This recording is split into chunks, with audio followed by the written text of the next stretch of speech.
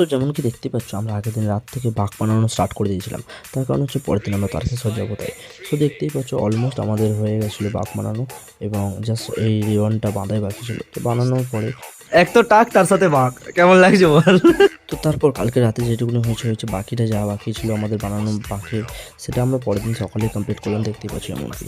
তো তারপরে ফাইনাল লুকটা কিছুটা এরকম ছিল আমাদের বাকি। অ্যান্ড তারপরে ইয়ে দেখতে পাচ্ছি আমার ড্রেস চলে এসেছে। সো ড্রেস পরার পর কেমন লাগছে আমাকে দেখে তোমরা বলো কমেন্টে। সো আমি জানি না আমার কেমন লাগে, তুমি বলো। অ্যান্ড তারপর আমরা সবাই মিলে চলে এলাম মেট্রো করে। অ্যান্ড মেট্রোতে ওঠার পর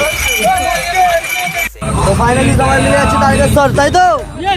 তারপর একটু ডান্স করে দেখালো, অ্যান্ড তার ডান্স দেখতে দেখতে আমরা চলে এলাম হুগলি সেতুর দিকে। হুগলি সেতু পার করতে না করতে আমরা দীপানির একটুখানি প্যান ফেটে দেওয়া বক্তৃতা শুনছি।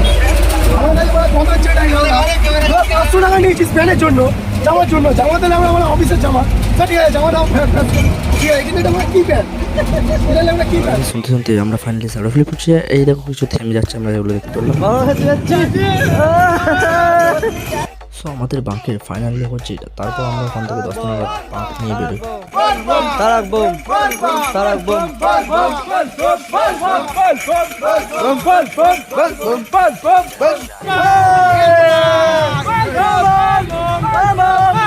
সো যেমন কি দেখলাম কিছুটা বাঁক আমি নিলাম, কিছুটা বাঁক বিশ্ব, কিছুটা বাঁক বঙ্কা এবং কিছুটা বাঁক মিন্টু নিল, যেমন কি দেখতে পাচ্ছ। তারপর সবাই মিলেমিশে বাঁক নিয়ে চললাম তারকেশ্বরের দিকে। করেছিলাম 10 জনকে নিয়ে, আর এখন আছে 1 2 3 4 আর এই 5। ফাইনালি এত কষ্ট করে পৌঁছে গেলাম বাবার কাছে। তো কিছুটা কষ্ট আর কিছুটা মনের জন্য সবাই একসাথে হয়ে বাবার কাছে গিয়ে পুজো দিলাম, এবং ফাইনালি তারপর ওখান থেকে রওনা দিলাম ঘরের দিকে। যেমন কি দেখতে পাচ্ছ কারোর শরীরে কোনো এনার্জি নেই। তো এই ভিডিওটা এইটুকু ছিল। Like share subscribe.